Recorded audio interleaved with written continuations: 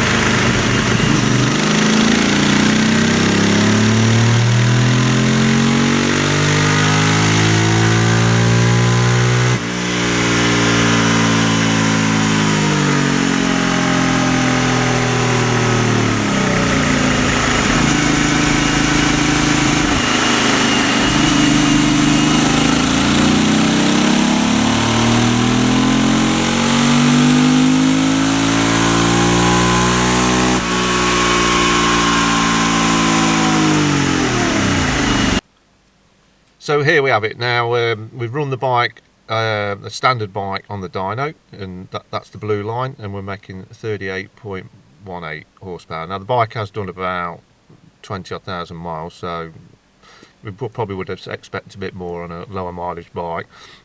With the aftermarket air filter, the red line, we've gained horsepower, we've got 39.22, so a definite improvement just on adding an aftermarket air filter. So we've gone away and measured the stock duration and lift of the camshaft, and come up with our own spec cam, which gives a bit more lift and a bit more duration, but we've also been sympathetic with it because we don't want to lose the characteristics of the bike and the reliability of the bike, so we've retained hopefully the bottom end and with a slight increase in top end power. So we've got our cam to our own spec. Now we're just going to go away and fit it, and then put it on the dyno and see what we get. Okay, so now we've got the Mantis Performance camshaft in. So we've timed it up, and we're going to be doing the dyno run. We've still got the aftermarket air filter in, so just going to see what the camshaft gives us now with the aftermarket air filter as well.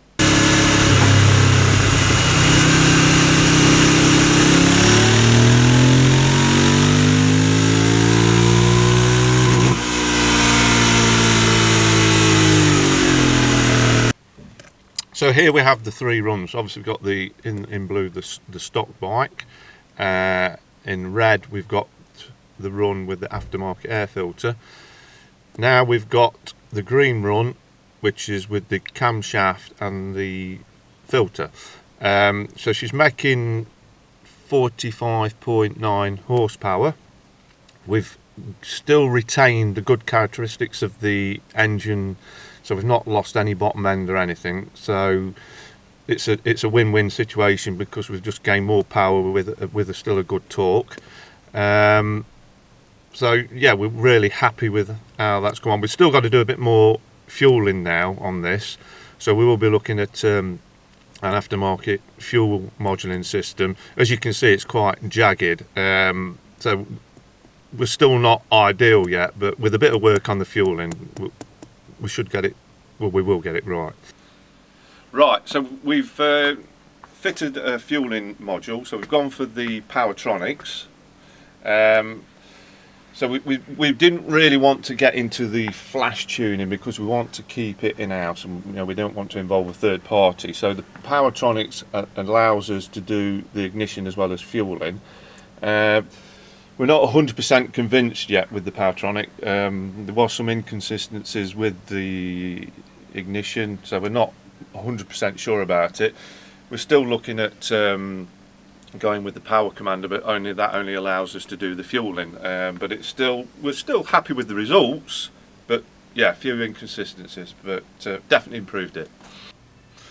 So here we go. So now there's the stock bike run, which has got 38.18 horsepower, and now with the air filter, the Powertronics ignition, and the camshaft, and the fueling done, we've managed to achieve 46.16 horsepower and really sort of smoothed out the power curve. So we're now ready for that to go back to the customer. Okay, so we offer a ride-in, ride-out service. What we would do is you'd bring the bike to us, we would run it on the dyno and give you a base stock setting dyno figure, and then we would fit the camshaft, the air filter and the fuel module. We would then do a custom map and to complete the bike, and that'd be it.